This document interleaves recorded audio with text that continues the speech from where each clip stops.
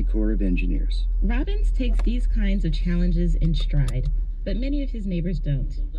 At a bar and restaurant in Margaretville, Brian Robertson stopped in to see some friends. He, like many gathered there, had a lot to say about the city and the DEP. You know, I know there's, 7 million, 8 million people in New York City that rely on this water and people down the way, and they'd rather see us woodchops out of here.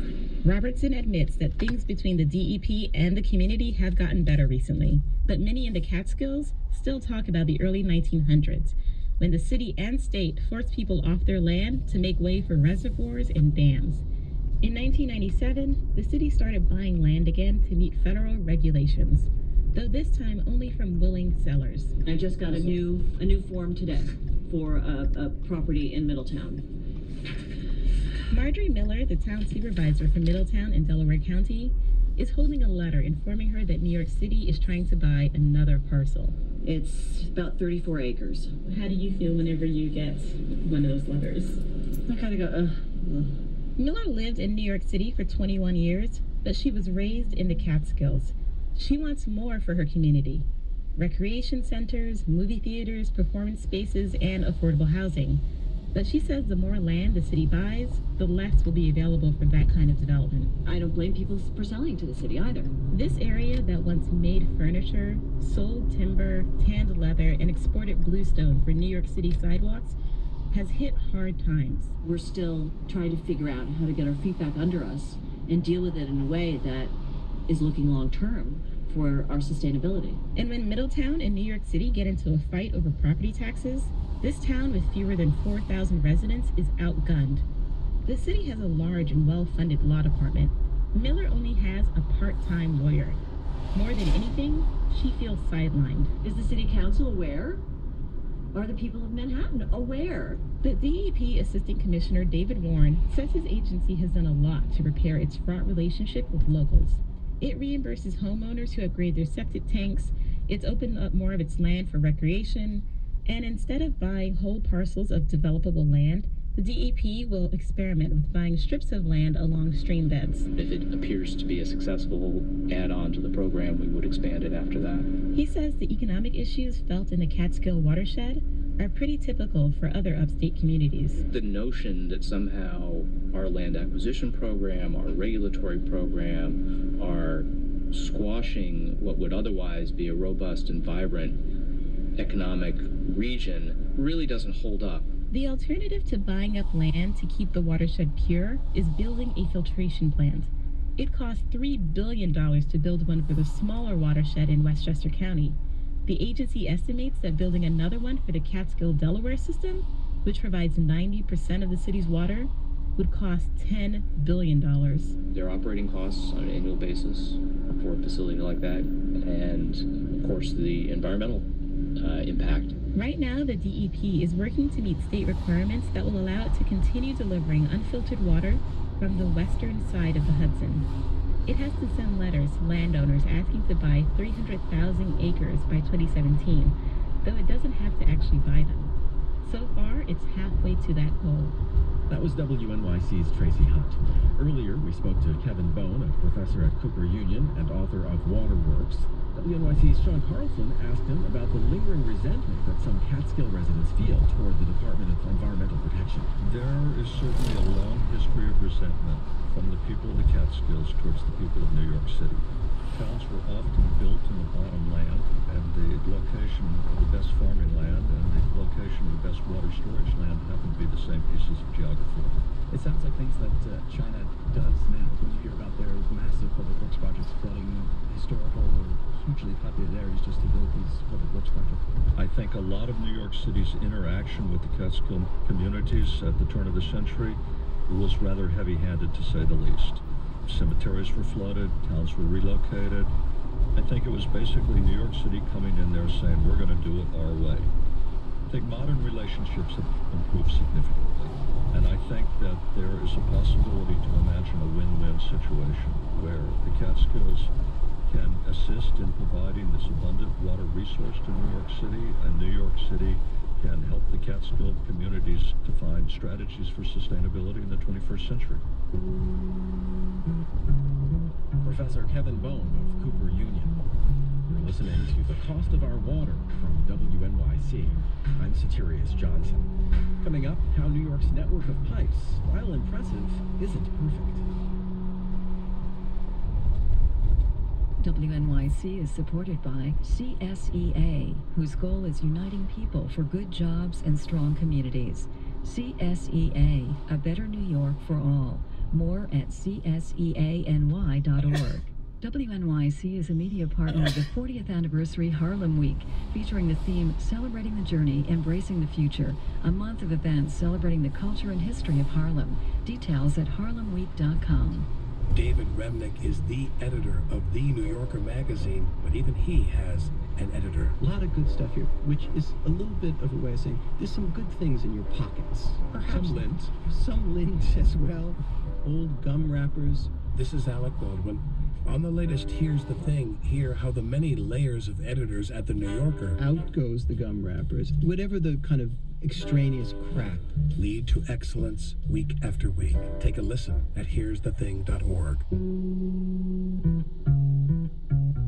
You are listening to WNYC's The Cost of Our Water, produced in collaboration with citylimits.org. I'm Satirius Johnson. We started at the reservoirs upstate, where our water comes from, and are traveling south in the same direction the water flows.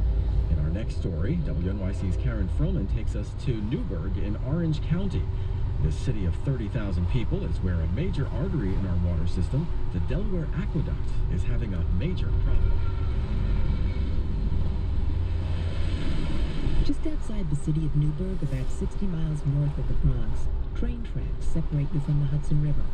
Two metal runners lay yards away from the lapping water. Nearby, red-winged blackbirds flit in an area filled with marsh grass. It all seems so peaceful, so it's a bit hard to imagine that this wetland wouldn't be here, except for massive amounts of water seeping from a pipe deep beneath the ground. We're repairing the world's longest tunnel. How long is it? It's 85 miles long. It's listed in the Guinness Book of World Records as the longest continuous tunnel. You heard right. The world's longest pipe is leaking. At a time when the West is desperate for water, up to 35 million gallons a day are draining into the Hudson and out to the Atlantic Ocean. Paul Rush is one of the people in charge of fixing it. I'm Deputy Commissioner for New York City DEP, Bureau of Water Supply. This aqueduct carries water from the headlands of the Delaware River. We discovered in the late 1980s, early 1990s that there was a leak there, and it's taken this long for us to develop a way and a plan. Parts of this system are over 100 years old, but not this pipe. It was one of the last to come online. Adam Bosch is a spokesman for the DEP. When the Delaware Aqueduct was built in the 40s, the contractors ran into two sections of rock that were really problematic. They ran into limestone, which is crumbly and actually absorbs water. So it was decided that what they needed to do in these sections was line the concrete tunnel with steel. And where these leaks showed up was where the steel liner ended. The DEP doesn't think the cracks are getting any worse, but they know they have to fix them. So after 25 years of denials, studies, wringing of hands, and explorations, the plan is to build a bypass pipe, 2.5 miles long. This new curved pipe will be dug 600 feet down, and it will essentially cut the system off from the leak. And 2.5 miles later, it will connect to the same aqueduct at a point lower down. On a large construction site up the hill from the leak, a shaft is being dug to gain access to the Delaware Tunnel. Lev Stepakov is the construction manager on this phase of the job. That's what we're headed to, is the elevation of the aqueduct or the bypass tunnel. So right now we are over 2/3 of the way down. The plan is to work solidly for the next 7 years to prepare for one of the biggest plumbing fixes ever. In the autumn of 2022, they plan to shut the water off to the pipe to make the switch to the bypass. The big challenge is making sure there is enough water for New York City when half of its normal supply is cut off. The system is a series of intersecting reservoirs connected with pipes and controlled with huge valves. A computerized system allows DEP engineers to decide where to draw water from and just how much. They will be tasked to play the pipes and valves like instruments in a massive orchestra, bringing more water from other reservoirs to make up for the loss. In the end, it'll cost $1.5 billion to correct an old mistake. The DEP is confident they can do it. The people who rely on the city systems will not be impacted, will be able to go about their daily lives knowing that they have water every time they turn on the faucet. Standing near where the aqueduct crosses beneath the Hudson and glancing eastward across the river, you can see the work area where the bypass will reconnect to the tunnel. In the time it's taken me to tell this story, approximately 80,000 gallons of water have washed into the river. Enough for about 1,200 people to bathe, drink, do their laundry, and flush for a full day. That was WNYC's Karen Frillman. To talk about how New York City water users will fare when the Delaware Aqueduct gets fixed, we turn back to the publisher and executive editor of City Limits, Jared Murphy. So, Jared, you wrote about this leaky aqueduct for the City Limits website. We describe how the water is going into the Hudson, but what about the people living along the aqueduct's path? Are they being affected? There actually are two sets of leaks in the aqueduct. There's the one that's close to the Hudson that really isn't affecting people, but there's another leak further up near a town called Wawarsing that is or has leaked into people's basements and lower rooms, garages. That's actually how the city first found out about the leak, was complaints from people who noticed a lot of seepage. It's partly because of a high water table, partly because of more storms in the past few years, but it also is fed by this massive leak in the aqueduct. And when construction does begin to bypass the leak in Newburgh, that means the pipe bringing about half of the city's water is going to be shut off. What will New York City have to do to get water during that time? Well, that's been a big part of the puzzle that DEP, the city's agency that runs the water system, has had to figure out. How do you supply the 500 million gallons that the Delaware Aqueduct won't be giving us during those 6 to 8 months or longer? And what they've come up with after looking at bringing in water from New Jersey, from Long Island, reopening some wells in Queens, is to do a combination of things. One is to use more water through the Catskills Aqueduct, which also comes from the west side of the Hudson. They're cleaning and repairing that aqueduct to do that now. But also to use more water from the Croton system, and then to patch some water from the Croton system over into the Delaware Aqueduct. So it's a very interesting sort of jerry-rigging that'll go on. The next story we have is about the Croton filtration plant, an extremely expensive facility that just opened in the Bronx. Why did the city have to get this plant online before the Delaware Aqueduct gets fixed? Well, the city has two main watersheds, a huge one to the west of the Hudson and a smaller one to the east. The one on the east is older, there's been a lot more development around it, and so federal regulators were more concerned about potential pollution in that water, and so they required the city to filter it, to basically take out cryptosporidium and giardia, two things that can make you sick if they drink them. Building the plant was a multi-year, multi-billion-dollar effort that, yes, finally is done. And so now the city can use that Croton water, which typically has been about 10% of our supply, but it's going to become a bigger share once the Delaware Aqueduct goes down. Jared Murphy, publisher and executive editor of CityLimits.org, which collaborated with WNYC on our series, The Cost of Our Water. Thank you, Jared. You're welcome. It took 30 years to plan and build the Croton filtration plant, and it engendered a lot of controversy. WNYC's Stephen Nesson has that story. Let's go back to New York in the 1800s. Residents were suffering from cholera and yellow fever because of contaminated water. So the city built the Croton Reservoir in Westchester County, and it was good, clean water. Of course, when you go and get a drink of water or take a bath, you don't think anything about it. Mayor Fiorello LaGuardia, speaking on WNYC during the 1940s. I think our water supply system is the greatest engineering feat in the entire world. If you consider... And things were going swimmingly for a while, until, for this story anyhow, 1986. That's when Congress passed the Federal Safe Drinking Water Act. It required surface drinking water to meet tough federal standards or be filtered.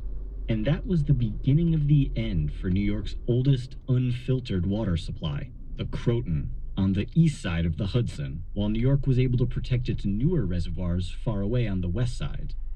Eric Goldstein is a lawyer with the Natural Resources Defense Council. He says it was too late for the Croton water supply.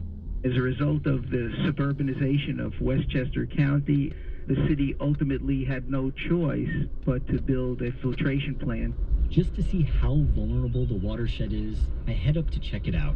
Barely 20 miles north of the city, I'm peering over a chest-high wooden fence. I can see the water, it's very still. There's several dozen little fish swimming around. There does seem to be some floating sediment on the surface of the water. It's very greenish brown. During heavy rainstorms, sediments flow into the reservoir, creating a nice home for microorganisms, carrying pathogens to grow.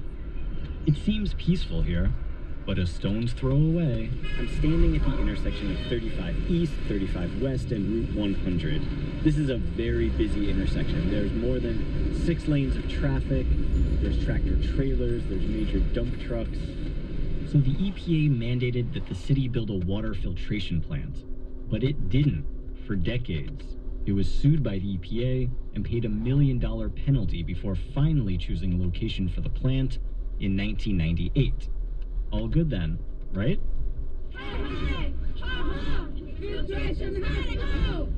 But nothing's ever built easily in New York.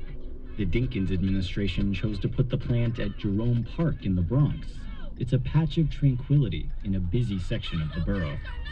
Activist Faye Muir told WNYC in 1998 that the water plant would be disastrous. It's going to block out sunlight, and the residents here are going to be overrun with the rats from the construction. After fierce opposition, the city retreated, but continued to pay steep EPA fines for not treating Croton water. Finally, the city decided to move the plant a few miles away to a public golf course. And to sweeten the deal, it offered $200 million to improve parks in the Bronx. In 2004, Mayor Bloomberg held a press conference. We have finally reached a successful resolution of this issue. We